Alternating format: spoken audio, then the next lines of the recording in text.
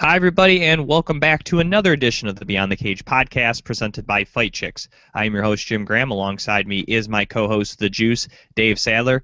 On this week's show, we will go over the class action lawsuit that has been presented against the Ultimate Fighting Championship. We will also go over the Ultimate Fighter Season 20 finale. We will also break down the main card for UFC on Fox 13, and we'll round out the show picking the main card fights for UFC Fight Night Dollaway versus Machida this Saturday from Brazil on Fox Sports 1. Once again, as I said, I'm your host, Jim Graham. Alongside me is the Juice, Dave Sadler. And how's it going, Dave? Awesome. Guess what? 2 more days of work. I'm sorry, 3 more days of work, and I don't have to work again until January 5th. It's Not good. too shabby. That's pretty solid. I cannot say the same. That's unfortunate, but I'm worried about me when it comes to my work schedule. Well, I just had a pleasant 4 days off with 3 of those days being in Las Vegas, so I figure, well, it's not too shabby. I mean, I'm going to get Christmas off, and that's really the only day that kind of really matters getting off. Jim, as a radio personality, I feel like you just stifled my my ability to transition, because I was about to ask you, how was your trip to Vegas? Well, I can go over the details now. I was just mentioning I was there, but yes, Vegas was great Thursday. I guess for Vegas it's cold, but here in Detroit it was rather wonderful had we got that. It was 60 degrees, so I was just wearing pants and a t-shirt, walking around and seeing some of the Strip and Caesar's Palace and all the crazy stuff that goes there. And then later in the evening after the weigh-ins, which I had never attended a weigh-ins live before, as weird as that may sound, this being my 5th UFC event, I had never been able to, was either in town or had the time to go the day before to the weigh-ins, so this was my first live weigh-ins, and, Hey, those were cool. stop there. Was it a very small venue for the were the weigh-ins where the fight was? Yes. That was probably a weird venue for weigh-ins, then, huh? And actually, it was perfect because the Palms is normally set up as a concert hall, so the Yeah. weigh-ins were right there on the stage, and they let everyone else out on the floor. Like the octagon hadn't even been set yet, so we would have been like floor seats for like a music concert Oh, nice. for the weigh-ins. Yeah, so very few people actually sat in the seats, Cool. like for the arena. how- So yeah. How close away were you from the scale? They had like a barricade that was there. There were a couple people ahead of me that were right up against the railing. So I'd say maybe 10, 15 feet, give or take. One of the guys that's listening, our buddy Aaron, from my neck of the woods here, him and another one of my friends, they actually hopped that guardrail when they were in Chicago and got on the scale and were able to take pictures before security booted them out. Yeah, I wouldn't. I would definitely wouldn't have tried that. But that's cool for them. But yeah, I definitely wouldn't have tried that. But yeah, weigh-ins were cool. We had a couple of interesting moments at the weigh-ins. We had Felice taking the selfie on the scale right after she made weight. Her manager came over, Jeff Curran, I'm not sure who it was, gave her phone, and then she snapped one real quick. And then you had Angela Magana coming out with that tiara and throwing it in the crowd. And then you had Beck Hyatt just blatantly flipping off Heather Clark. So it was a pretty interesting weigh-ins, and that was pretty cool. And of course, I got to get that's the first chance to get some of the UFC merchandise there at the venue before even Friday hits. So that was pretty much Thursday. I even got to hang out with our good friend Darren Cruikshank and his crew there at Michigan Top Team, including another guy we've had on the show, one of his training partners, Jason Fisher. So I got to meet like the whole crew there for Michigan Top Team. They have like a buffet style restaurant at the Palms, or one of the mini restaurants they have at the Palms. They have like 10 of them inside the same place, but we went to the buffet one, so I got to hang out with him, and that was pretty cool. And of course, speaking of Darren, well, just to let you know, he had surgery. According to the medical suspensions, he'll pretty much be out in terms of any contact drills for pretty much the whole month of January. And depending on the clearance of an eye doctor, he could return as early as like February 1st or 2nd. But I guess they said as late as maybe the middle of February depending on how the eye heals. And we're looking to get him for an interview coming up to talk about that. You know, the eye poke, fighting in Vegas again, and kind of what's next for him, since this kind of was, I mean, it's not a loss, but it wasn't a win. You know, it's one of those things where, you know, where he can kind of maybe assess his career and what he wants to go to next, and what was overall a pretty successful year for him, fighting 5 times, winning 3, and just losing 1. So getting to Friday real quickly for the finale, it was rainy and 55, so it was a perfect day to be inside and watch fights for about 7 hours. So that worked out really nice, and I got to meet Tisha Torres. For fans of our Facebook page, facebook.com/BeyondTheCagePodcast. I uploaded a couple photos. I got to meet Tisha Torres there. Her parents were sitting just a few rows from me, so after her fight and win, she got to, you know, take in the rest of the fights with her family members. I also ran into Alex Chambers after the fight, who fought Aisling Daly. Got to run into her. And then on the way back, fights were great, as fans know. If you didn't watch them for some reason, they were all pretty good. Of course, it was unfortunate Darren had the eye poke, and Randa had a great fight against Jessica Penne. Just, you know, I think we'll talk about the breakdown, but just came up short on that end of the stick. And one interesting thing that happened to me there, on the way to the airport Saturday morning, I shared a airport shuttle with Big John McCarthy. So that was pretty cool. So yeah. At 6:30 in the morning, I'm like, holy crap, that's Big John. Did he say anything? I didn't. I was pretty sleepy, so I really didn't have any intelligent thing to say, and I figured he was pretty sleepy, so I really decided not to, you know, really bother him or anything. I was like, hey, we're just going to the airport, 3 miles, like, so. They made a crack in the, or I guess I made a crack in the shuttle. They had mentioned, because again that morning was rather chilly for Vegas, you know, being like 50 degrees. And they're like, oh, it's kind of cold out here, and I'm like, well, I'm from Detroit, you know, this is nothing. And they're like, oh yeah, and they got a chuckle out of that. So I made Big John laugh. If that's any, if that's I was anything. just wondering if when he got in the shuttle, if he was like, are you ready to drive? Are you ready to sit here? Let's get it on. I just didn't know if he did that or not. The driver did that, but he did do it as good as Big John does. Big John was like, I am not impressed with your performance. So he was obviously flying to Phoenix to cover UFC on Fox 13. So quick turnaround for Big John. Yeah, Herb was there too. Yeah, he wasn't on my shuttle. I'm assuming, though, he probably got on a very similar timed flight, though. Couldn't have been much longer for him. Well, so overall, a successful trip. I'll definitely want to go back. Maybe next time the Juice and I will tag team Vegas together.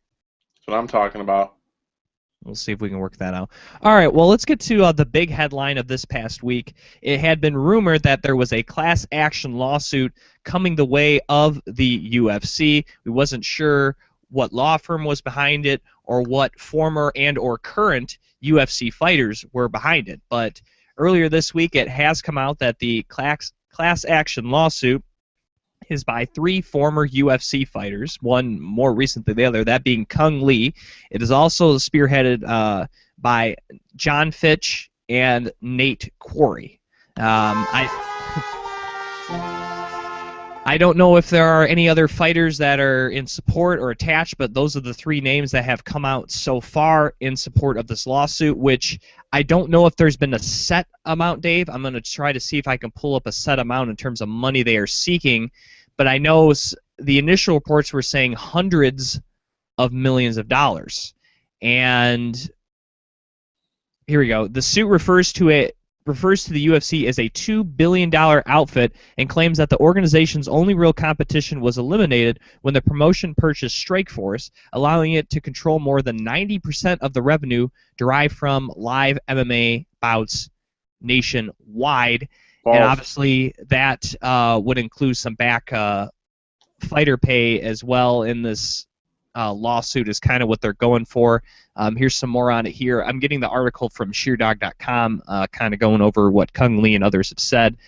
The UFC is aware of the action filed today, but has not been served, nor has it had the opportunity to review the document. The UFC will vigorously defend itself and its business practices.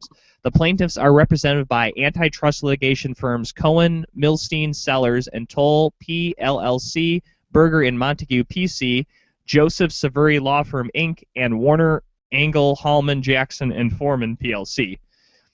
Currently, there are no other fighters involved in the lawsuit, but that could change as the case unfolds, as the legal team stated that it has not yet made a decision to include any more athletes. The UFC was built on battered bodies of MMA fighters who have left their blood and sweat in the octagon. Those fighters are entitled to benefits of a competitive market for their talents.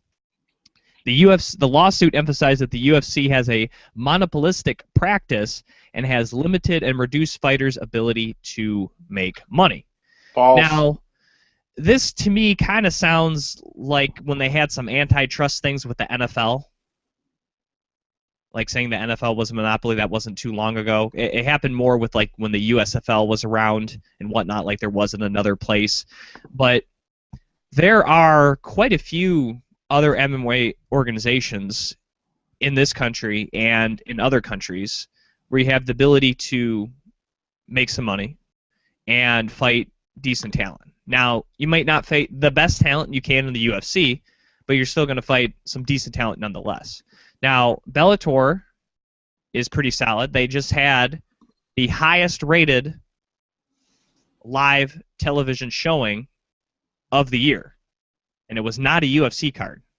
So I don't know how the UFC is a monopoly if they haven't had the highest rated show this year. There's a strike against them right there.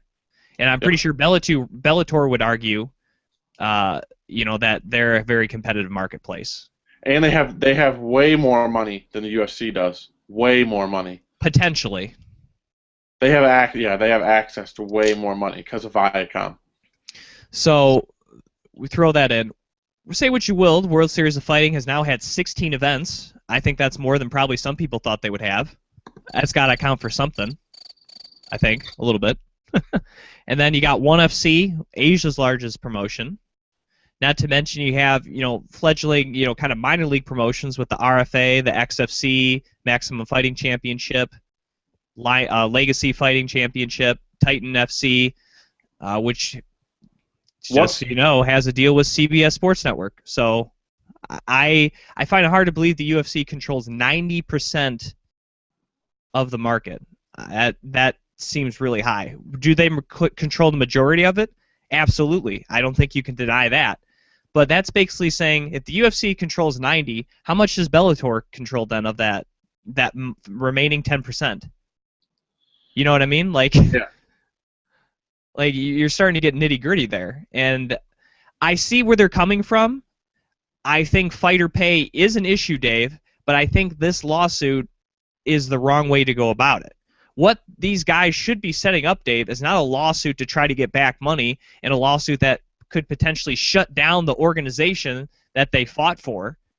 They should be trying to set up a union for fighters and go about it that way. That, to me, is the smart play because this lawsuit could potentially, depending on how it goes, bankrupt the UFC, and now all of a sudden you have no organization, big organization, for these guys to go make money. And to me, that defeats the purpose of what this is trying to do. Well, there's a couple of things. One, I like you. I understand what they're trying to do, but the fact that it's Nate freaking Quarry, John Fitch, and Kung Lee, and they said that Carlos Newton is the guy who spearheaded it, but from a lawsuit angle, it's better to put Kung Lee on it because he's from that area and he's an active fighter. And Carlos Newton's Canadian. Yeah. Nate Quarry, how long he's still looking to get paychecks because he was on that MMA Underground show or whatever it was on Spike that failed. He's not a fighter anymore. And I mean, I get what they're trying to do, but they're also trying to stay relevant. And they think that this is the way to do it. If Rory McDonald, Rashad Evans, and Dan Henderson were the three, I think it holds a lot more. There's a lot more clout, like, oh wow, this is a big deal. But these are people who are nobodies. Like, do something when you're a part of the UFC. I saw an interview last night with Cody McKenzie, and Cody McKenzie was on The Ultimate Fighter. I think the Lesnar season, Lesnar Dos Santos. Maybe GSP Koscheck, I don't remember. But anyway, he said that the UFC is, they're a bunch of scum and they make you fight for free. They get free fights out of you. You know what you're getting yourself into when you sign a contract with the UFC. So, like these business practices that they're saying are unlawful and all this kind of stuff, when you sign up to do the Ultimate Fighter, you know that you're going to fight 3 times in 6 weeks for a chance at a contract with guaranteed money. If you don't like the guaranteed money that they're offering you, then don't go on that show. And it's just, what I don't get is, what's the difference between the UFC being where they are, Bellator being where they are, and RFA being where they are? That's no different than the Detroit Tigers. Let's look at it like this. The Detroit Tigers here, the UFC here. The AAA Detroit Tigers, whoever they may be, and then Toledo Mud Hens. The Toledo Mud Hens and and Bellator. What's the difference between the way the organization is laid out? I mean, the cream of the crop play for the Detroit Tigers because that's the major leagues, and then they have a farm system that feeds into it, and that's what I don't understand. Some of the wording in there says that there's no place to showcase high-level mixed martial arts outside of the UFC. There's no place to showcase high-level baseball than Major League Baseball. Yeah, and that's one of the reasons why the NFL and the antitrust, that was the main organization. That's why it fell through. It's just that's the best league. There's 32 teams in that league for you to try to play for. Outside of that, if you can't make those 32 teams, then tough luck. You're not good enough. That's just how it is. And to me, with the UFC having a record-setting year in terms of number of events, so they're going to break that record in 2015 with 45 events. That means usually they run, 10 fights an event? So 10 fights a card, 2 fighters. So that means every UFC fight will have to have 20 fighters, roughly, right? Correct. So what's 20 times 45?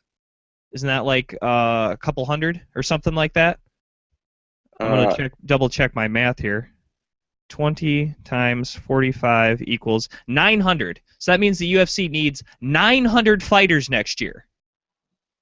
Or, obviously there's going to be some guys that fight more than once, obviously. But if every fighter fought once next year, they would need 900 fighters. Let's cut that number in half. Let's say every fighter fights twice. That's still 450 fighters. At that point in time, 450 is probably more than the UFC has had at any one point than when Nate Corey was fighting. Even he's last fought 4 years ago. The UFC, I don't think, even had barely 300 on its entire roster then. So to me, it's easier to get into the UFC now because of more fights, because of more weight classes than it was before. So to me, more fighters are having the potential to fight at the highest level than ever before. So to me, if anything, the UFC has expanded the marketplace, not only for itself but for others by adding these other weight classes. Because when the UFC didn't have 155 fighters, how many people wanted to fight 155?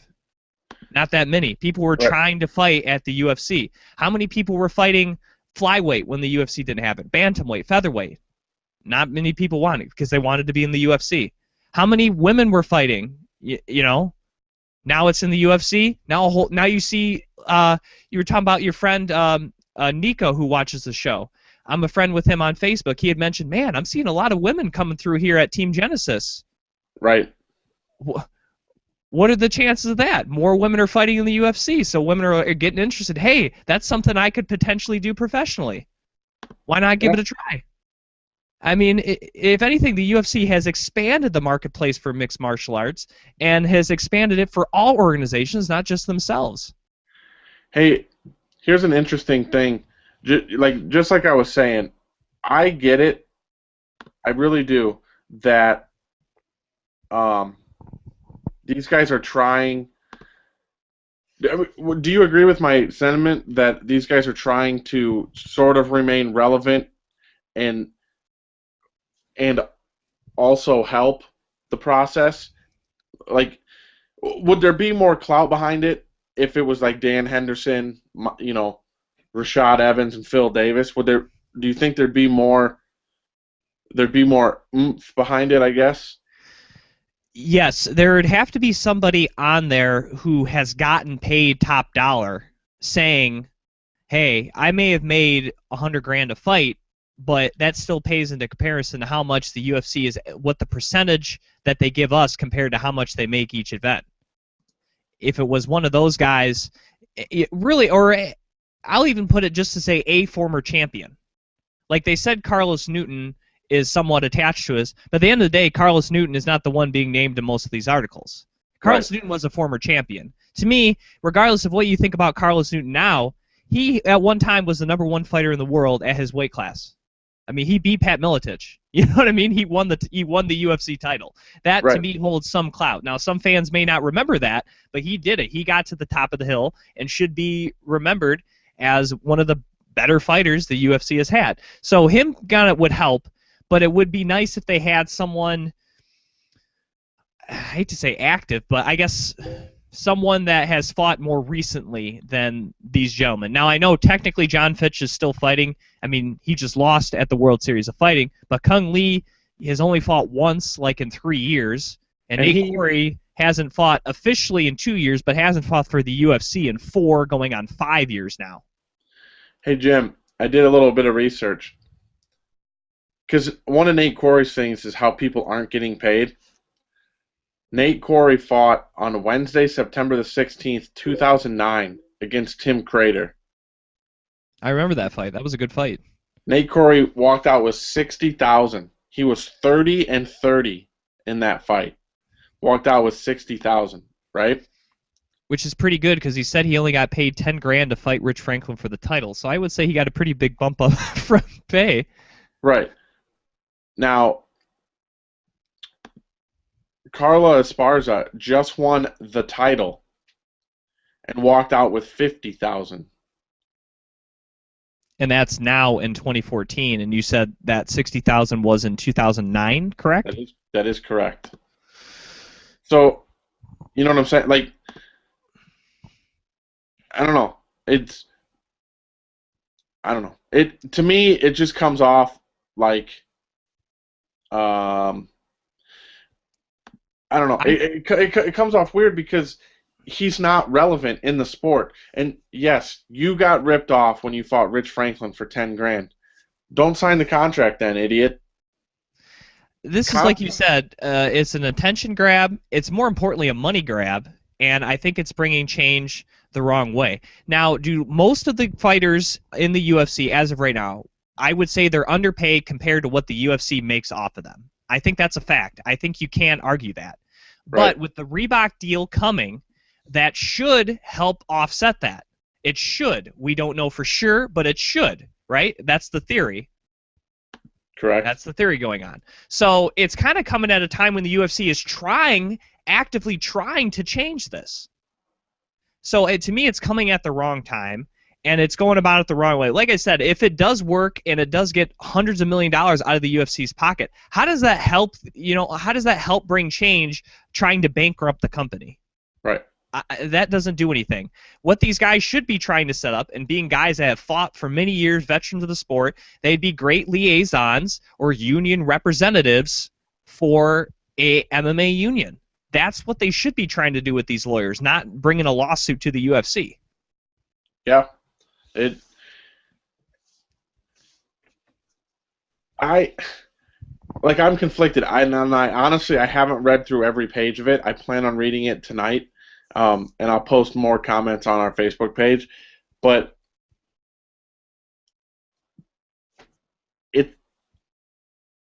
me personally, I don't care how much these guys get paid. As long as they get in the cage, they do their, for me, like, we have friends that fight, and I want them to be taken care of. But at the end of the day, I want to watch the UFC every Saturday. I don't want it to go out of business because these guys who are no longer a part of it are trying to stay relevant. I want to see the fights in the cage. My biggest gripe is don't sign the contract with the UFC if you're not happy with the money. I want Nobody's forcing you to fight for the UFC. We've mentioned numerous other promotions. If they'll pay you more, go there. Just realize if you go to ONE FC, you might fight Ben Askren, and it might be a great fight. But if 3,000 people watch it, did it actually happen? I mean, you know, how many diehards are going to sit at their computer and watch? Now I want to bring up one thing real quickly. Dave, you are a union employee, correct? Yep. All right. Now let's say before obviously you joined a union, there was a union for your particular occupation. If you went, man, we're not getting paid very well, and you're from his friends, you're like, yeah, we could probably get paid a little more. We work hard. Like, Yeah. hey, why don't we just sue the company and get money? Oh yeah, that's a great idea. Let's do that. We'll get our money that way. So you sue the company, you win. That company probably goes out of business because it has to pay all the back stuff. So you get some money in the short term, but in the long term, you try to get another job because you're like, well, this money's great, but I'm not going to be able to live the next 70 years of my life on this couple $100,000 I got.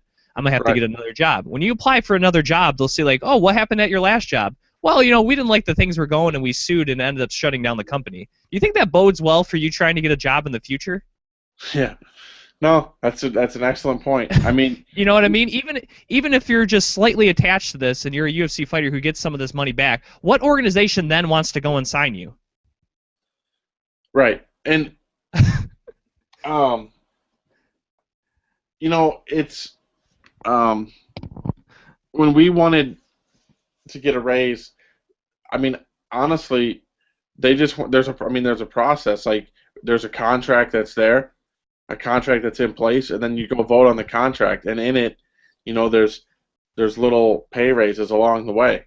And ironically, yeah, there's a little bit of back and forth between the two parties on pay raises and stuff, but that's the easiest way to do it.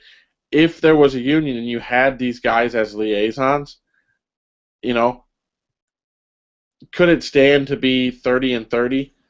But like, here's my thing. Alex White, been on the show a couple times, right? Mm-hmm. Perfected his craft as a professional and as an amateur. Got wins, undefeated, took a short notice fight. In the grand scheme of things, as much as we care about Alex White, does he deserve 30? Does he deserve a chance to make $60,000 every single fight? That's a lot of money. $60,000. Like, to me, it should be a gradual paying. No matter who you are when you come in, you should make 8 and 8. If you win, you move up to 10 and 10, and you just keep going. I mean, these girls were on The Ultimate Fighter, and I know they were signed to contracts beforehand, but they still made 8 and 8. Yeah, I mean, like you said, you don't sue the company. You go about it, say, hey, let's start a union, let's get a proposal together, present it that way, and tell them if our, like you said, there's a back and forth, but ultimately, if say demands are not meet, that's when you walk out and you go to the other company that will do it. That's how things have been going in this country for hundreds of years. Unions have been around. That's Yep. why they exist, so things can come to a rational conclusion, not just suing everybody and companies shutting down because of it. That's why they were created. And what a union, I think, would help set up, like you said, is that they have in other sports, like you hear, like, I remember a couple of years ago, the Detroit Pistons signed Tracy McGrady to the veterans minimum, which means if you've played X amount of years in the NBA, the lowest you could get a contract for per year was like $1 million. So that means that Tracy McGrady would have to get paid at least $1 million a year to play for any team after a certain amount of years. Just like I think when you first get in the league, you have to be paid a minimum of $300,000. I think for baseball and most other sports, it's somewhere around that, $250,000, $300,000. So that's what they should set in the goal. Like, if you enter the UFC, you have to make at least X amount of money. You can't make below this certain point. After, let's say, 3 fights, you can't make below X amount of money. After Right. 10 fights, you can't make below X amount of money. If you're a champion, you can't make below X amount. And that's, to me, what a union would set up. So it'd be a little more, it wouldn't be as open to interpretation in terms of people making money. Yep. It would be a little more set. Now, obviously, the top stars, the people bringing in people, would still probably get paid more. But at least I can't get paid less. Like you mentioned, Alex White. Like he's now his next fight will be his 4th fight in the UFC. So it would be like, well, Alex White can't his 4th fight in the UFC. He can't make less than 15,000 a show or something like that.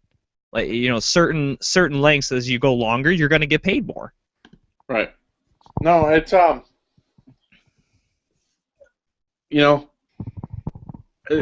it all goes back to me. It all goes back to the names that are attached to it. I mean, you're not going to see Joe Lozon, the guy that goes out there and makes an extra 50 grand each fight. He's not going to say anything. You're going to get a bunch of guys who are the undercards of the fight night cards. They're the ones who are going to jump on this bandwagon. Nobody above that is. And, yeah, it's a bad time for a money grab. They should have just, if those guys needed money, they should have just set up a GoFundMe account. Yeah. Well, let's. Oh, wrong one. Darn it. That's all right. Well, real quickly, out of John Fitch, let's talk just a tad. World Series of Fighting 16 this past week, and he had the big 2 title fights: Rick Glenn against Lance Palmer, John Fitch against Husmar Polares. Real quickly, I'll give my thoughts on the 2 fights. I thought Rick Glenn, Dave, didn't do anything offensively to really trouble Lance Palmer. It just seemed like Palmer was able to not only get off with his striking, but his excellent wrestling, and Glenn didn't really show much resolve like he did in the fight to win the title, and ended up getting choked out there in the 3rd round. So another title belongs to the fellas there at Team Alpha Male in Sacramento. So good performance by Lance Palmer. And then in the main event, Husmar Polares against John Fitch. Fitch just made a tactical error. Instead of he switched to go pull his leg out, and when he did that, he gave up his ankle. And you can't do that against Husmar Polares. And he snatched that thing up quickly and got Fitch to tap about 90 seconds of the 1st round to still be the World Series of Fighting welterweight champion. And I think that may have signaled the end of a career for John Fitch. I don't see him coming back and fighting at a high level anymore. I think that's kind of the beginning of the end for him. And, for Lance Palmer, he's a guy that I think if he continues winning, he has to be in the UFC sooner or later just because of the company he keeps. Yeah, spot on with the idea about Fitch. Yeah, probably the beginning of the end. Yeah, and he's got this lawsuit to worry about, so he probably doesn't have a whole lot of extra time, That too, and he might be in a cast or something. I don't know something might have got broke, so he might have a lot of downtime too to think about this lawsuit. So for him, it might have came at the right time. Yeah, he wasn't even at the press conference. He was on the phone yesterday. But did you think Paul Harris held on too long? No. No. I'll put it this way about Polares, and the people are going to say this every time now. When you're gripping that particular hold or the holds he's had in the past, he's putting a lot of torque, a lot of power, and a lot of pressure. So when the referee comes over and taps him, you can't just instantly break that. It's not going to happen that quickly. It's going to take him a second to crank down and turn it off. Right. Now, again, I'll admit the first time he got accused of that was long. The second time, I didn't have a problem with it. This time, I didn't have a problem with it. But it's always going to be an issue when he does this now because he's kind of been marked. Well, the one thing it does do is it does bring attention to the promotion. Whether it be good or bad, you're talking about it 3 days after the fact. So, it didn't look like, Fitch was, like his leg was falling off or anything. He may be injured, but, yeah, I didn't think it was too late either. But overall, good 2 main event, co-main event. All right, well, let's transition to what I saw in Las Vegas, the Ultimate Fighter 20 finale. And before we get to some of the fights, I kind of want to do like a quick culmination of the season, like a recap of what we've seen, including the finale. I wouldn't say it's the best season ever. It's very hard to say that. Again, it was a good season. I think it was the best season we've had. Boy, I might even go back to the TUF Live with Darren Cruikshank. I think that was a really good season, but I think it's been since they've moved it to Fox Sports 1, which had been what 3 or 4 seasons now. I think Yeah. it's the best one we've seen on Fox Sports 1. I really do in terms not only of talent, but I think just watching every week, I think I was more compelled by this than definitely Penn Edgar, even Tate Rouser. Obviously, the Jones Sonnen season I didn't think was very good, and I'm even throwing in the Tough Nations, Australia and Canada. I didn't think was a particularly great season as well. So I think it's one of the better ones we've had, and like you said, Dave, it could and should hopefully be the end of the Ultimate Fighter, at least here in the United States. And I think it was a perfect end, and it culminated with just a great night of fights. All the cast members except one got to fight, and they were all great fights. There was not one boring fight in the mix. No, I think it's a good end to the way that we know the Ultimate Fighter, and a lot of people are agreeing that probably not the best. It's kind of run its course in North America. Yeah, I like this season. I was a fan of the Nam fan season. I thought that was a good one. It's probably the last one I super enjoyed. Um, you know, the one thing that's starting to make me mad with this season is I realize it's all women, and sometimes there's a little bit of they don't play nice verbally and on Twitter and stuff. But like Felice Herrig and Lisa Ellis are still going at it on Twitter about pulling hair and stuff like that. And it's like, ladies, you were just on the Ultimate Fighter for 8 weeks or whatever it was, trying to promote this weight class, and the way that you're going at each other, sounding all catty and all that kind of stuff, all that work that you just did to build it up, you're taking it all away. And that's just one of my gripes, just kind of the way everyone's been going on Twitter and stuff. Like, this isn't the minor leagues anymore. Like, you're in the major leagues. Like, everything that you tweet, that you say, that you Facebook, that you Skype, all that stuff is available for everybody to see. So you need to act like a professional. But season was good. Finale was good. I'm kind of actually slightly irritated if you saw what the UFC did with their rankings. I know ours are updated, right, Jim?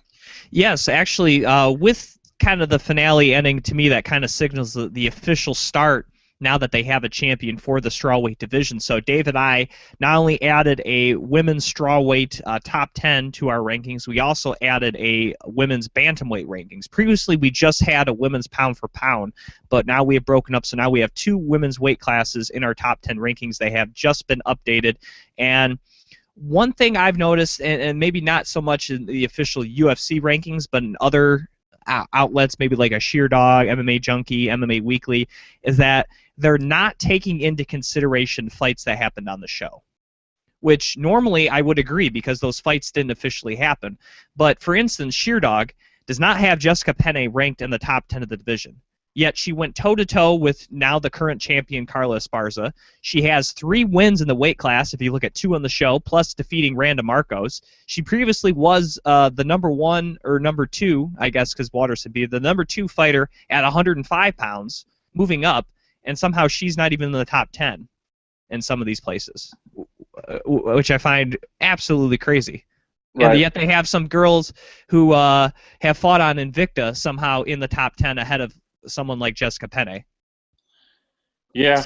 So I feel like our rankings here for the strawweight, obviously Carla being number 1, are a lot more realistic, and we kind of try to include stuff on the show because to me, for the first time, stuff that happened on the show to me actually does affect rankings and stuff for that. That's probably the first time you could ever say that, Dave. Yeah. Well, I mean, it's a hard sell on the UFC's rankings when like you have Randa Marcos at 7 and Felice Herrig at 8. Well, why do you have Randa Marcos at 7 and Felice at 8 when Felice won her fight? Because obviously they're not putting in what happened on the show, or they are putting what happened. You know what I'm saying? Like, it's confusing. Like you said, it's very confusing how they're doing it. So I guess, hey, watch the fights and form your own opinion, huh?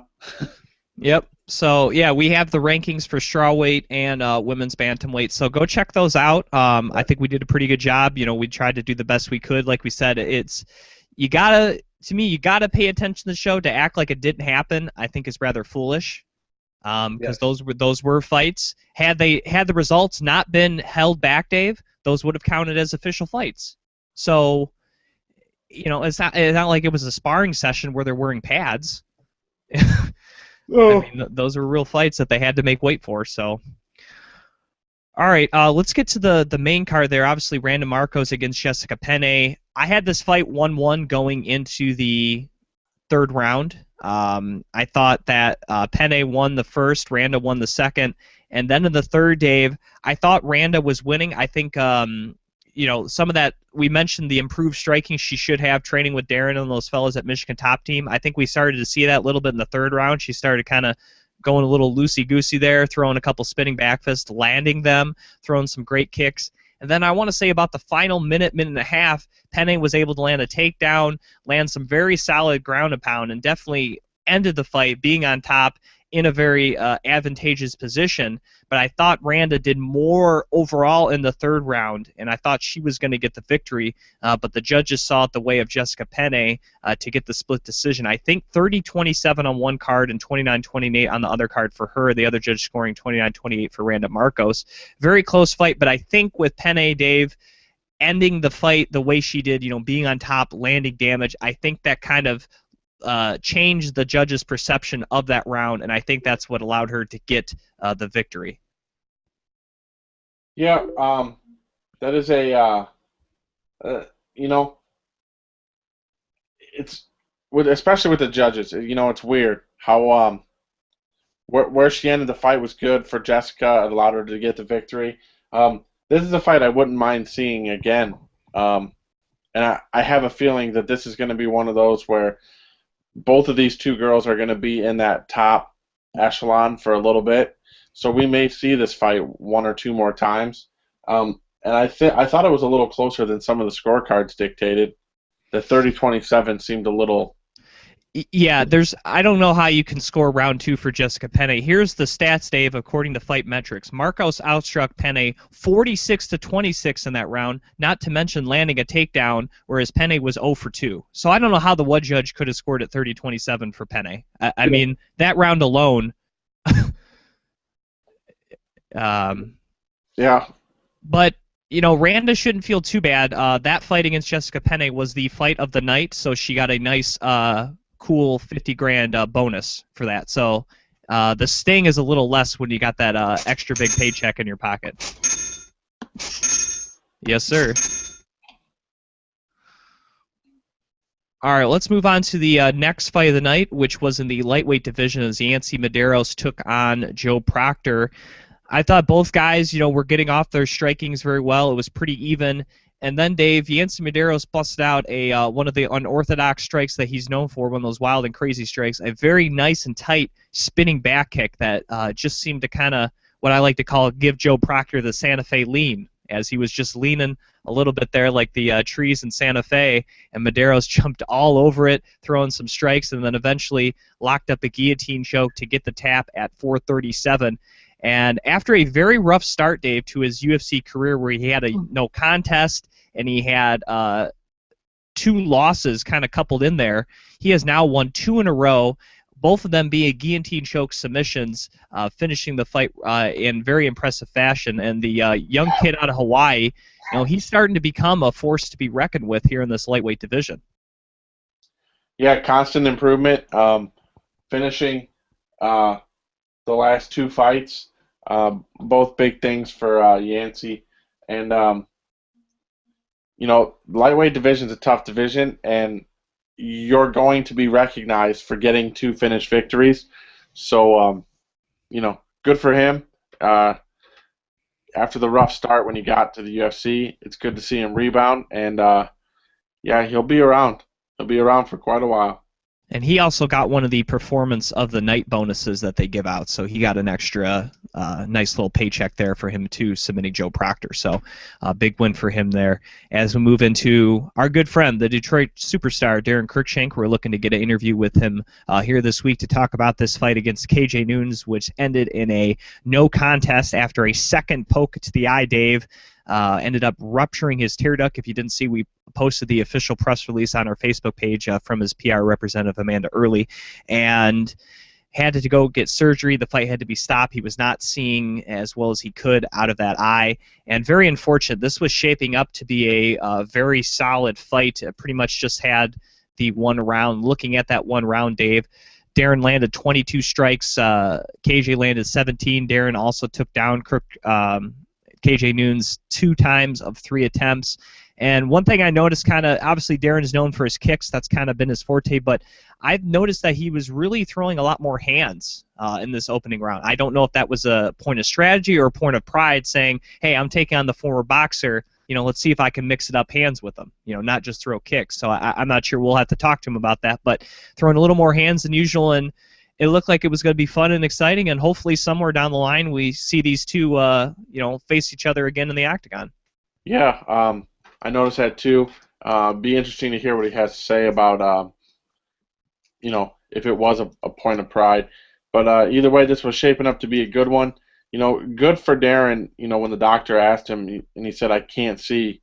Some of those guys will just try to fight through it and gut it out. But, Darren's got a lengthy career in front of him if he wants it. And, it's good to see guys have the wherewithal to be like, I cannot see, Doc. We need to stop this fight. So, probably not the outcome he was looking for. I'm sure the UFC took care of him, which that's ironic that the UFC would take care of somebody when a fight got stopped like that, financially and all that kind of stuff. That's weird with all their terrible business practices. But I digress. Right, and also for Darren, I gotta figure in the fact that not only, even if he tried to soldier on through, you also look at the fact, all right, I've already got poked in this eye twice. There's a really good chance I get poked a third time. So to me, the eye wasn't going to get better as this fight went on. I'm sure that also had to play a factor too. Right. What's that old, fool me once, shame on me, fool me twice, shame on you, all that. So, he already been hit twice. He's like, well, I'm not, shame on me a third time. That's not how it goes. Yeah. So, like I said, unfortunate, but like we said, I read off the medical suspension. He should be good to resume training here by February. And knowing Darren, as soon as he's ready to go, I'm sure either Joe Silva or he'll be on the phone to Joe Silva saying, hey, let me get a fight. Because we know Darren, one thing he does not do is sit and bide his time. When he's ready to go, he books another fight. Yes. So hopefully we'll see the Detroit superstar back, hopefully in the octagon fight. I would say probably by March. Would you say that even in March, it'll be hashtag the time is now? I believe so. Okay. Unless no one's using that, and then they'll change it. All right. Let's get to the co-main event of the evening at 145 pounds. Jeremy Stephens against Charles Oliveira.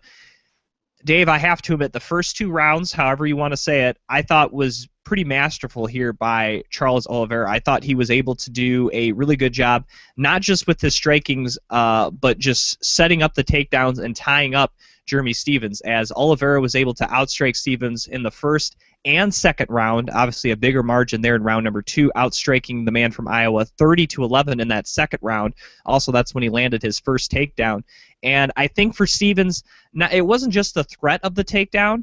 I think it was the threat with being submitted with the takedown. And I just think Oliveira was really able to take Stephens out of his game plan of sprawling and brawling. It just didn't seem like, kind of like we mentioned maybe the Darry Elkins fight, it didn't seem like that same Jeremy Stephens that was able to stop the takedown, then get off with a striking. It seemed he was constantly hesitant to kind of throw something and get caught in some crazy scramble or submission.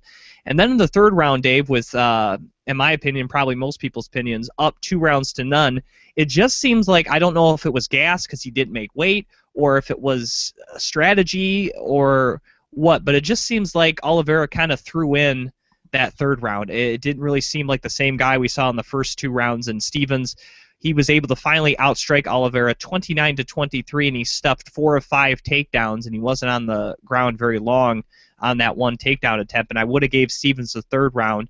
When it came down to the judges, it was a unanimous decision. Somehow some judges scored it 30-27 in favor of Charles Oliveira, but the other two 29-28. And overall, it was a good performance for Oliveira, but a very bad third round. And in this division, Dave, I would say he kind of got lucky. You can't mail in the final round. There are too many good guys in this division who can finish fights in a variety of different ways, and to kind of mail it in for the third round, I did not like. And I don't know, again, weight cut or what, but that's not a good sign moving forward against even better competition in this division. Yeah,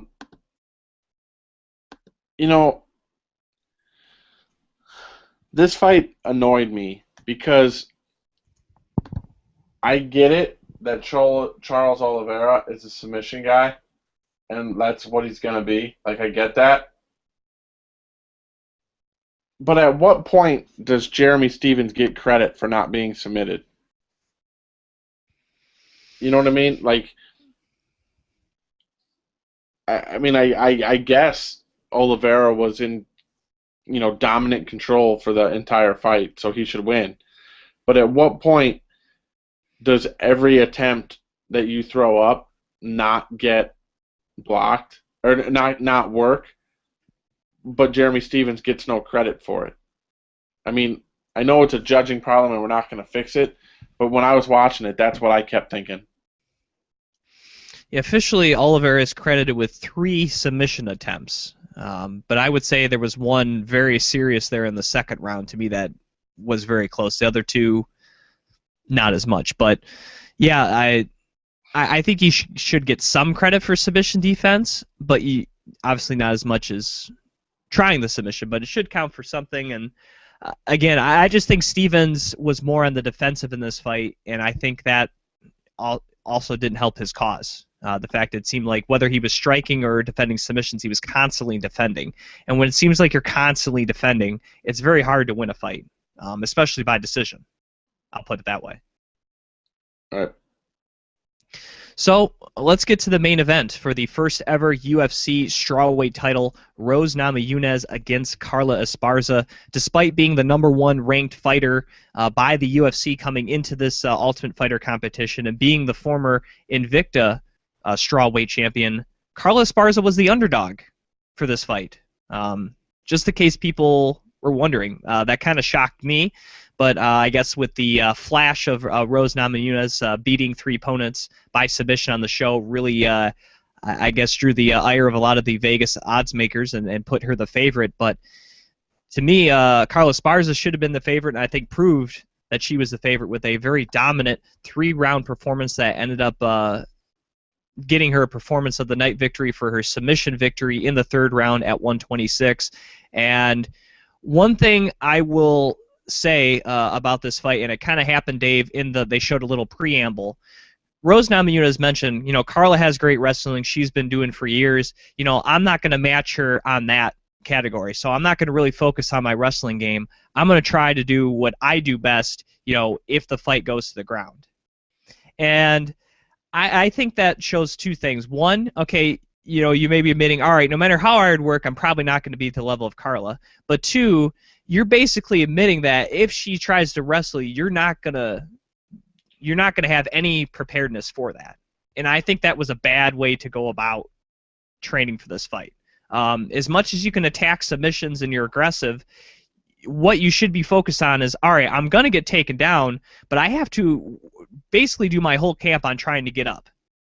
And it seemed like when it went to the ground, I think with the exception of maybe the first 2 takedowns, she kind of bounced up quickly. But after that, Carla was setting her control, using her hips, and landing great ground and pound. And no matter what Rose was throwing up to Carla, it was getting negated. I mean, here are the totals, Dave, for this fight. 5 of 7 on her takedown attempts, and she outstruck Rose 107-29 en route to getting that final submission there in the 3rd round.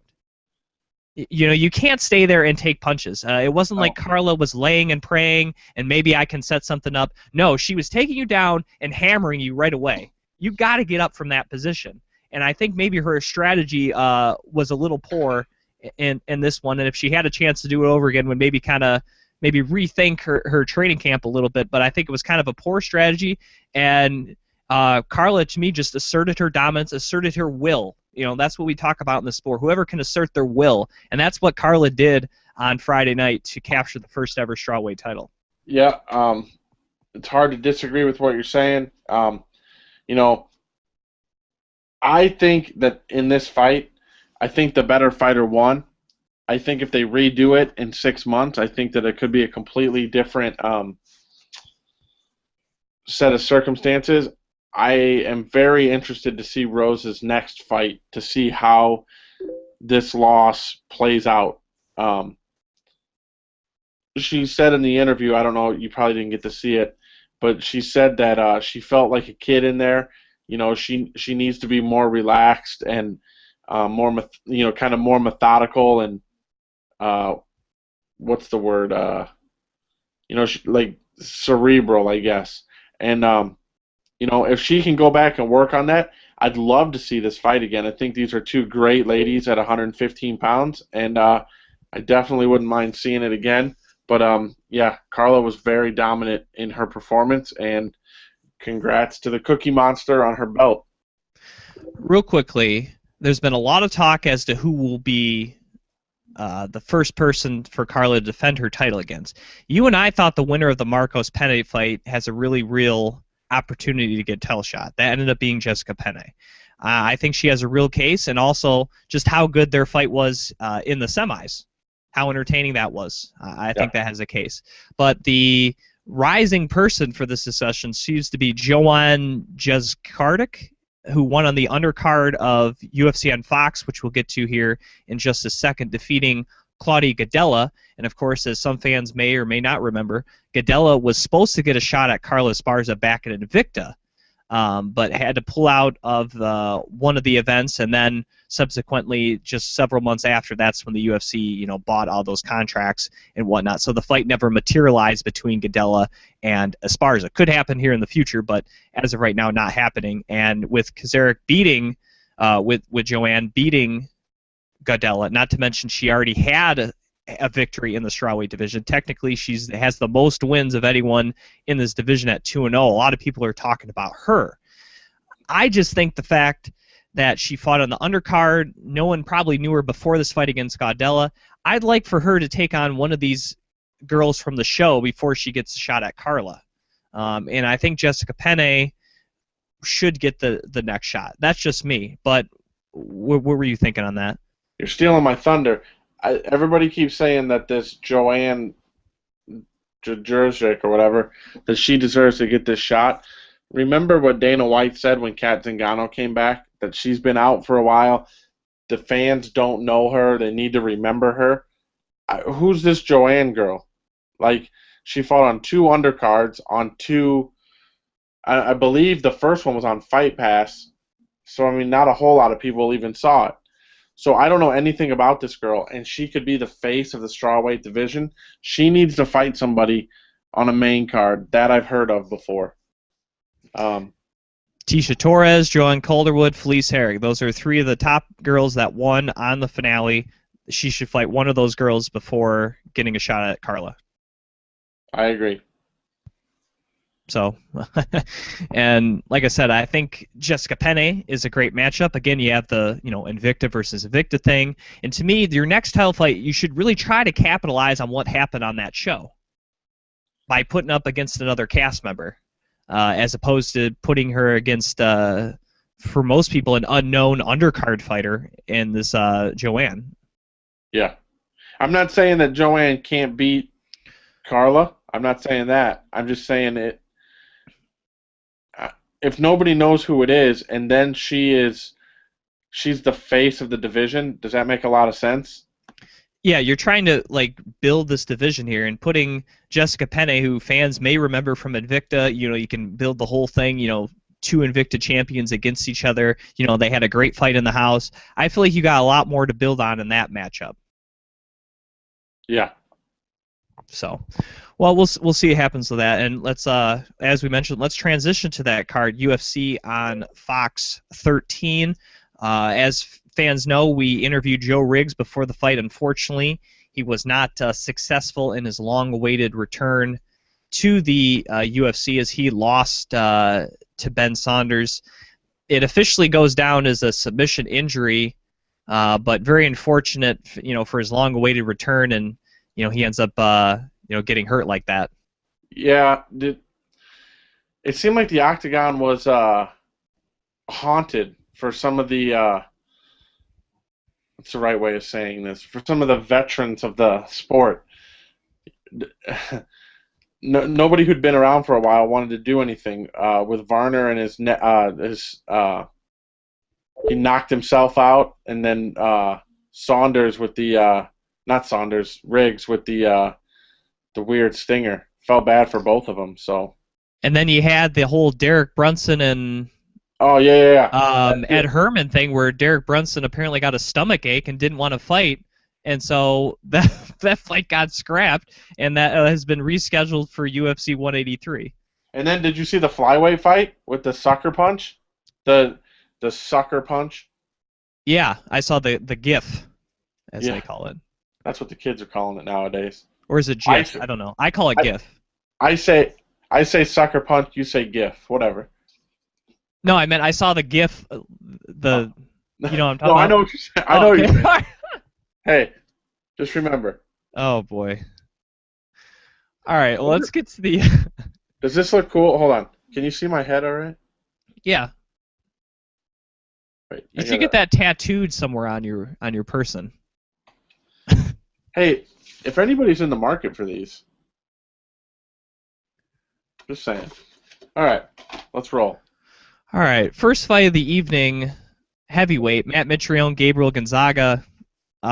We talked about the beginning and the end for John Fitch. I think we saw the end of Gabriel Gonzaga in the UFC. I don't see him sticking around.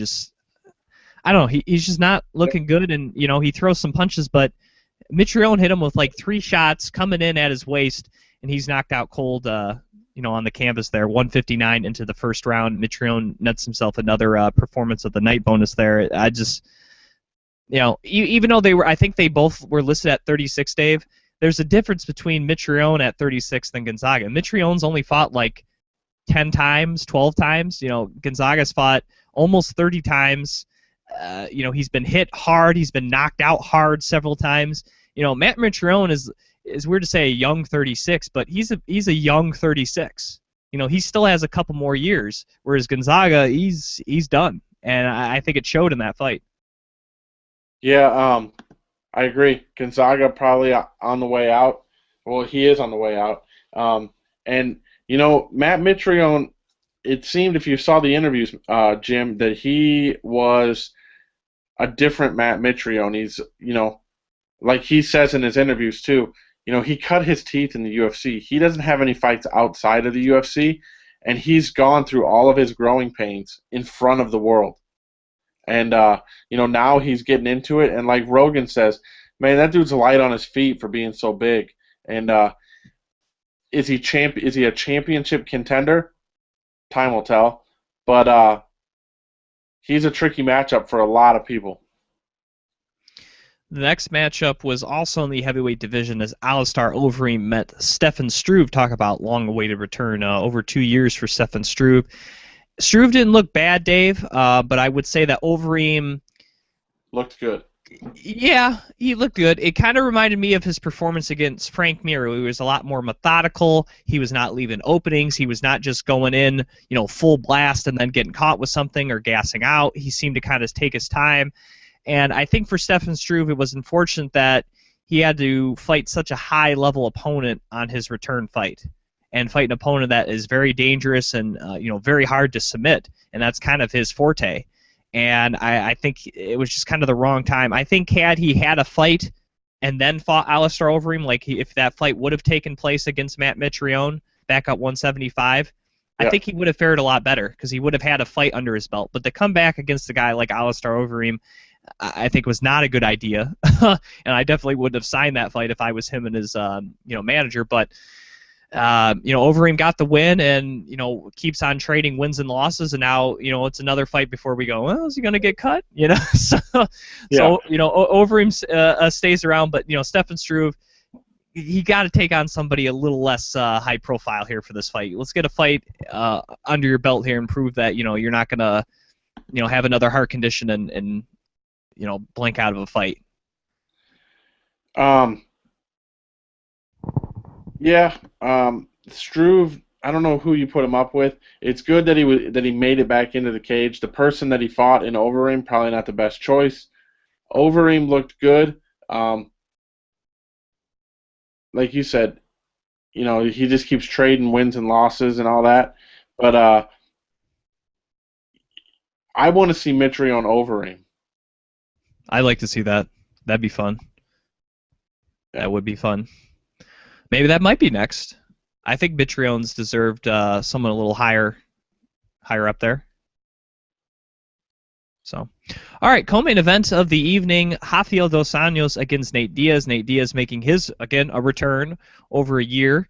Showed up not on weight at 160 pounds and didn't even try. All right, 160.6, and didn't even try to cut down to 55. I think it was part layoff, part not caring, and part missing weight. And I guess the fourth part, equal 25% quarter, just how good Rafael dos Anjos has become over his last several fights, as he just completely dominated Nate Diaz from start to finish, and it started all with his leg kicks, as Nate Diaz was doing nothing to stop them, and that led into being able to take down Diaz very easily and controlling him and landing nasty ground and pound, just blooding up the man from Stockton, California, and in the process, I think proved that he deserves a shot at the title and will get his shot at the title against Anthony Pettis. I guess they're looking somewhere around March, possibly for Pettis dos Anjos. I like the matchup, and it should be fun. And it's kind of nice to see a guy. Let's give a quick preview to our award show that will happen at the end of this year again. Rafael dos Anjos might be a guy that wins a couple of awards here from Beyond the Cage. He could. You'll have to tune in. My favorite quote that came out of Fight Night that pretty much encapsulates everything that you need to know. Dana White said that Rafael dos Anjos should be arrested for attempted murder. Pretty much sums it up right there. He beat Diaz in every aspect of that fight, and I loved it. As a Diaz hater, I loved it. I personally think Diaz is trying to get cut, so he can go over back home to Daddy and Scott Coker at Bellator. But yeah, that's just my thought. Well, let's get to the main event of the evening. A very entertaining fight that went all 25 minutes as former UFC heavyweight champion Junior Dos Santos fought Stipe Miocic. And Dave, a lot of people thought, Stipe can, take him down, maybe he can rough him up and whatnot. I think people were forgetting how good Junior Dos Santos' takedown defense is. How do you like Stipe Miocic 1 of 18 on takedown attempts? If that's not good takedown defense, I don't know what is. I think people forgot because he fought Cain Velasquez that his takedown defense wasn't good or something. But that, I think, honestly, people did forget that, and he hadn't fought in a while. I knew it was going to be good, and if it became a boxing match, which it did, Junior Dos Santos had a very good chance to win. Yeah. Not to underestimate Stipe, but that's what Junior does. And it was a very close fight, but I thought Stipe took rounds 1 and 2, and then I thought not only with getting shut down in the takedown department, I think the fact that Junior had fought 25 minutes before and had been into the championship rounds, despite getting hit with a lot of heavy shots and having a bloody face, he was still I was still confident he could come back and have strong performances in the final 3 rounds, and he did. And I would have scored all 3 rounds for him. And if you look at fight metrics, he outstruck Miocic in every one of those last 3 rounds, including the biggest gap coming in the 5th round where he outstruck Miocic 45-27. I think this was a good fight, a close fight, but I think for Miocic, I think it was one conditioning. He hadn't fought 25 minutes before, and I think as much as they were saying, the wrestling was used to tire out Dos Santos, I think if you try something 18 times and you're only successful once, I feel like that's got to wear on you mentally and physically. Because at what point in those do you get where you're just like, all right, I'm not going to be able to take this guy down. I feel like it's Right. at like 7 that you're just like, okay, I'm not going to be taking this guy down. Yet he tried 11 more times to take him down unsuccessfully. Yeah, you're absolutely. I mean, there has to be an end to it. Oh, this isn't working. Abort, abort, abort. But you know, a very good learning experience for Stipe. How old is he? 31? Is Yes, that right? but he only has like 10 or 11 fights, so not a lot Yeah, of fights for that was- for being like 30. yeah. It's very much a learning experience for him. I still think he's top 3 or 4 in the division. Um, I I think his game works, and that cardio, that 5 round cardio, is where it needs to be. The unfortunate thing about Kane holding on to the belt is guys like Verdum, Kane, Dos Santos, they've been 5 rounds and done it more than once. And the only way to learn or be able to do it is to do it. And hopefully maybe he can headline a card on Stipe. There's some guys I wouldn't mind seeing him matched up with. Mark Hunt's still out there. There's Maybe guys out there. a rematch with Struve. Maybe. And also, speaking of, with all these cards, he's from the Cleveland area. He trains with Jessica I there just outside of Cleveland. Wouldn't it be cool, they give him or Jessica, on the main card in Cleveland, which they've never had an event in Cleveland? Yeah. That means I have to drive to Cleveland. Damn it. Well, for me, it's only about a 3-hour drive. Cleveland's not that bad. It's not great, but It takes a lot of things. It takes. Well, we know Ohio has a great athletic commission, though, Dave, and they're very easy to work with. So in terms of like booking a fight, and getting everything all sanctioned and whatnot, Ohio is one of the easiest states they could do it in. And I'm to be honest, I'm surprised they don't go there more often. They could do it in Columbus. I mean, yeah, I was just saying Cleveland because they hadn't done an event in Cleveland and just because of their proximity to the city. But yeah, you got Columbus, Cincinnati, Dayton, Toledo, Youngstown. Yeah, there's plenty of them. So, all right, well, let's get off of that and let's look at this weekend's fight card. UFC Fight Night Machida versus Dollaway. 6 fights will be shown on the main card here on Fox Sports 1. Some of these will go into more detail than others, but the first fight of the night is a middleweight bout between former TUF Brazil contestant Daniel Sarafian. Is that how they're saying his name now instead of Sarafian? However you want to say it, against Antonio Dos Santos. I don't know a lot about Dos Santos, but we know that Sarafian is a very good stand-up fighter, a little short and stocky, has some power, also has a little jiu-jitsu there. He's been pretty exciting, Dave. He's been on a lot of these Fight Night Brazil main cards. I would consider him the favorite, and I would say Dos Santos has his work cut out for him. Yeah, I 100% agree. I don't know much about the Dos Santos. It's not junior, so I don't know much about him. And like you said, Sarafian's been around.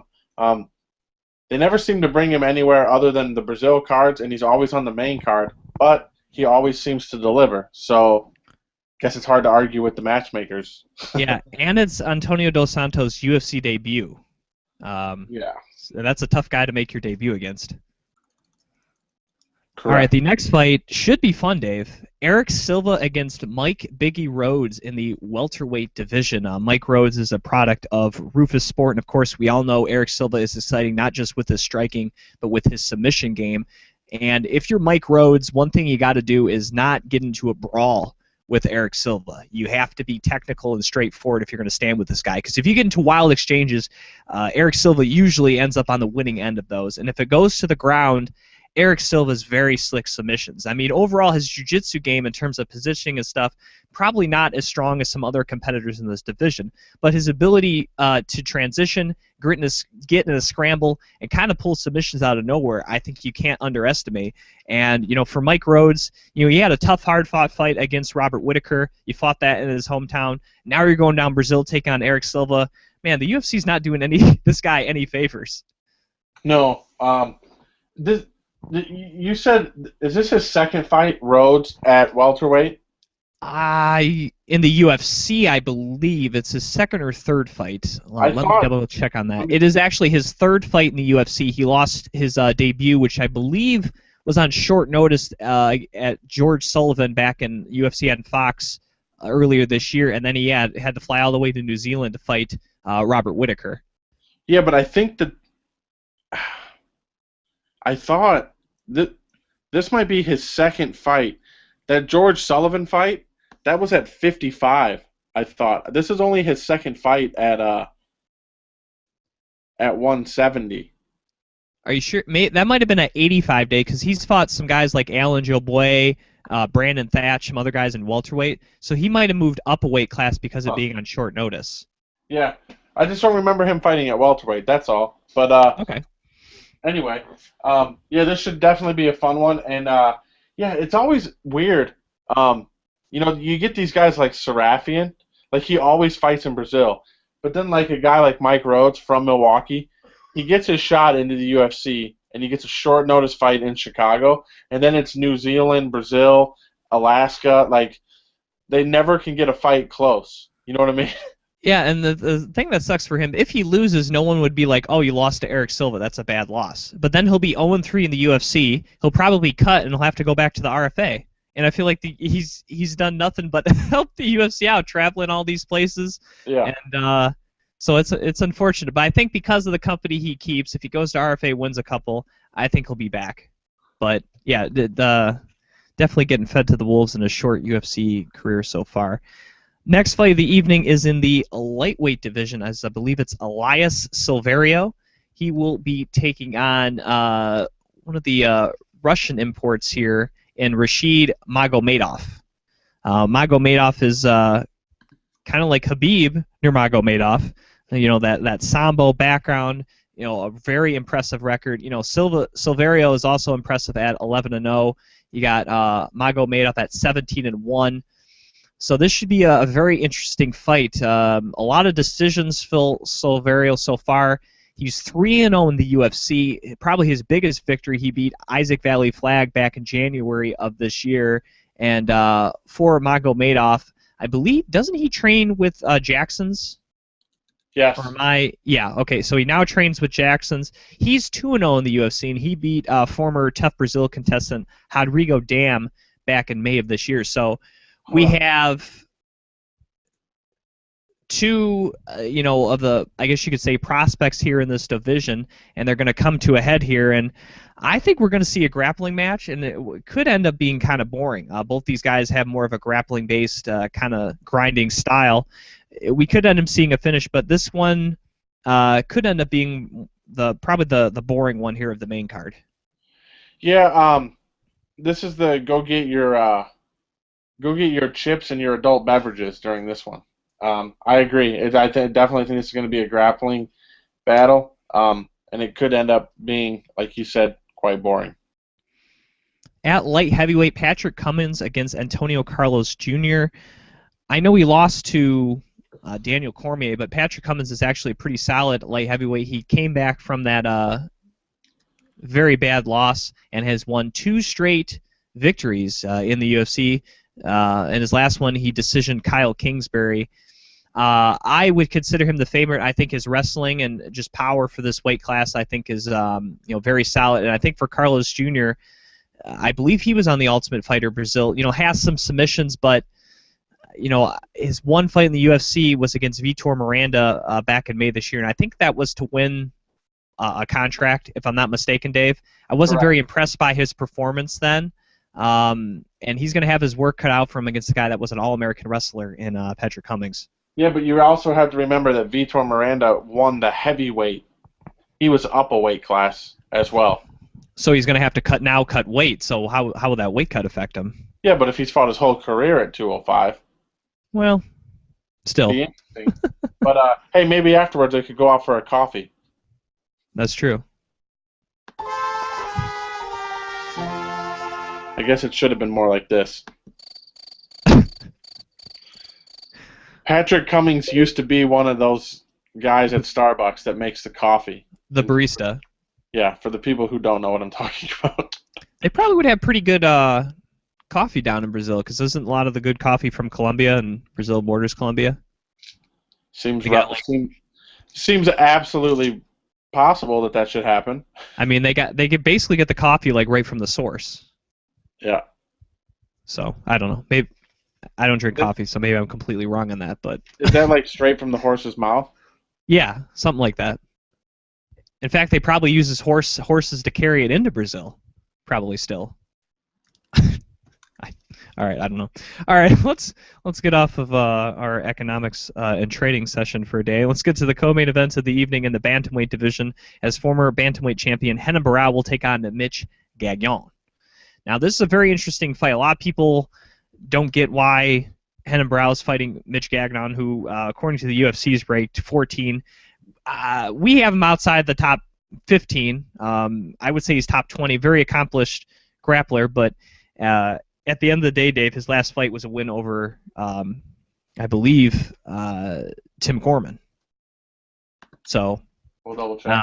I think he might have beat someone in between, but I mean, he has not faced a guy as in the top 10 or as highly accomplished as Renan Barão, who, yeah, he's coming off that whole missed weight thing there with TJ Dillashaw in their supposed rematch, but Renan Barão is a very dangerous guy, great jiu-jitsu, good striking, and for Mitch Gagnon, the way to beat him we saw was to keep up pressure and constantly be in his face, and I'm not sure if Mitch Gagnon has those type of skills. He's a very good submission guy, but I think if you're going to do a jiu-jitsu match with Renan Barão, I just don't think you're going to submit him.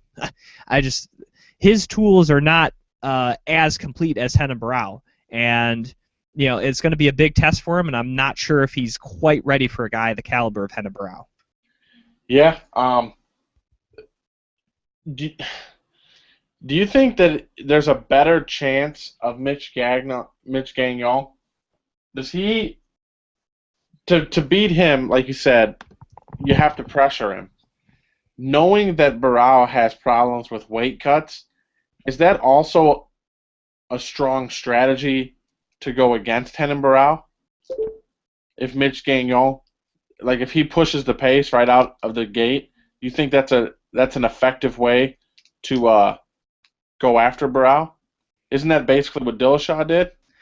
Yeah, he did it with strikes, though, and I'm not sure if Gagnon can complete that. Now, he can keep the pressure up with takedowns and grappling, but I think that kind of helps Barão. I think that kind of falls back on his biggest strength was his jiu-jitsu. Now, Gagnon, I did double-check. He did have a win back in October, that Nova Scotia card. He submitted Roman Salazar in the first round, but, I mean, again, not high-level competition. I just find it hard to believe. Gagnon has 12 career victories, 11 submissions. I just find it hard to believe he can go out there and submit Renan Barão. Yeah. And that's his MO, and I feel like you're not going to just change that, for one fight. Yeah, and Renan Barão in 35 matches, he has 2 losses, one by decision and one by knockout. So going out there and submitting a guy who's never been submitted, probably not going to happen. And I believe, doesn't Barão have a host of submission victories? He has 14 of his 32 victories are by submission. Which is the most of any method for him. Correct. So it's not like you're taking out a guy that doesn't have those skills, too. So. Correct. All right. Let's get to the main event of the evening. CB Dollaway against former light heavyweight champion Lyoto Machida. I get why it was booked. It's to get much like the Gagnon one. It's booked to try to get Machida against an opponent he should beat. First of all, Lyoto Machida is notoriously hard to take down, which is obviously CB Dollaway's greatest strength. If he does take him down, can CB Dollaway realistically hold Machida there and realistically, too, not get submitted by Leo Machida, who has great jiu-jitsu. Obviously, it's usually overshadowed by his great karate striking, but I just don't see how CB Dollaway can win in any area. It just doesn't seem like he can do it. He's had a great run, Dave. He's definitely been very improved here in 2014, but I just don't see how he can beat Leo Machida. The time is now. If you don't have the video version of this show, you're missing out. No, I know why they booked it, just like you said. CB Dollaway can shock the world and beat Lyoto Machida. I don't think it's going to happen, but he can. But obviously, this is to get Lyoto Machida back in the win column and keep him relevant. It's in Brazil, all that good stuff. So interesting booking to say the least. All right, Dave, let's get to picks now. At middleweight, Antonio Dos Santos against Daniel Sarafian, if that's how they're saying it now. I'll go with the guy who's fought a couple times, and I'll go with Mr. Sarafian in this one. Yeah, I'll pick him, Sarafian. Eric Silva against Mike Biggie Rhodes. I really do like Mike Rhodes. He's had some solid fights, some solid performances, but Eric Silva's pretty good. In Brazil, I'll take Eric Silva. I will take Eric Silva as well. All right, Elias Silvario against Rashid Magomedov. I'm going to go with the man from the Ukraine there, and it seems like a lot of those OVs have done very well in the UFC and just continue to win. So I'm going to go with Magomedov. Yeah, I'm going to go with Rashad. All right, let's get to Sugar Rashid Magomedov. That's how it should be. He should go with that. All right, at light heavyweight, Antonio Carlos Jr. against Patrick Cummings. I don't think Carlos Jr. will be able to stop the wrestling attack of Cummings, so give me the American in this one. Yeah, I'm going to take Cummings. Henan Barao against Mitch Gagnon, co-main event of the evening at bantamweight. I really do like Gagnon. He's one of the up-and-comers for the bantamweight division, but I think right now he's not ready for Henan Barao, so I like Barao to win this one. Yeah, I will take Barao. Main event of the evening in middleweight, CB Dollaway against former UFC light heavyweight champion Lyoto Machida. As I said, I just don't see an area that Dollaway can really expose and try to get to victory. I guess he has a puncher's chance, Dave, but give me the Dragon in this one. Yeah. The time is now. Lyoto Machida. All right, before we end the show, Dave, any other final thoughts or shout-outs? No. Don't forget about don't forget about our award show. We'll have the information on our Facebook page soon. We're trying to get a couple guests to come on. And, tell your friends. We got like 319 likes. See if we can get to 500. Tell a friend. And speaking of the award show, we may do a interactive segment with those people that like our Facebook page, and we may be giving away some more prizes. We recently got a couple autographs of some of our recent interview guests. They were gracious enough to sign a couple photos for us, so we may give those out in conjunction with our award ceremony to try to get your fans' thought on some of the award categories coming up. So be on the lookout for that too. So maybe for tuning into our award show, you may be awarded with a signed photo from a UFC fighter. So stay tuned for that. All right, he is the Juice, Dave Sadler. You can follow him on Twitter at VigilanteJuice. I'm your host, Jim Graham. You can follow me on Twitter at Jim Graham. I'd like to say thanks to our partners and friends at MMAinsider.net, MMAforlife.ca, BluegrassMMA.com, TopRatedMMA.com, and of course, the great AJ Hiller and his whole family there running MMASignaturesUSA.com, the best selection of signed MMA memorabilia on the planet. And of course, our great friends, Elizabeth and Jake at Fight Chicks. Check out their gear, fightchicks.com, our great presenting sponsors. Oh, keep going. Keep going with your talking. I'm Of gonna. course, all right. Dave's queuing up one last thing here. Of course, you can like Beyond the Cage, as we mentioned, on Facebook, facebook.com/Beyond the Cage podcast. And you're probably already watching on YouTube, but subscribe to our YouTube channel if you haven't already, youtube.com/Beyond the Cage podcast. All right, Dave, what you got for us to end the show? Ah, crap. Right now until December 15th. Oh, he's queuing up an ad that we did not receive any money for.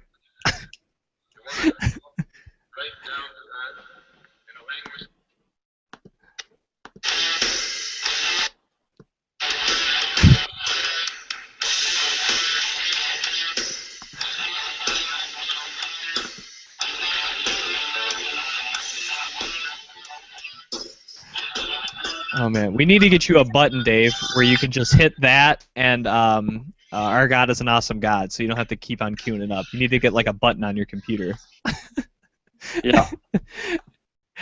All right, well, he is the cult of personality, the juice, Dave Sadler. I'm Jim Gramm, and thank you for listening to another edition of the Beyond the Cage podcast presented by Fight Chicks.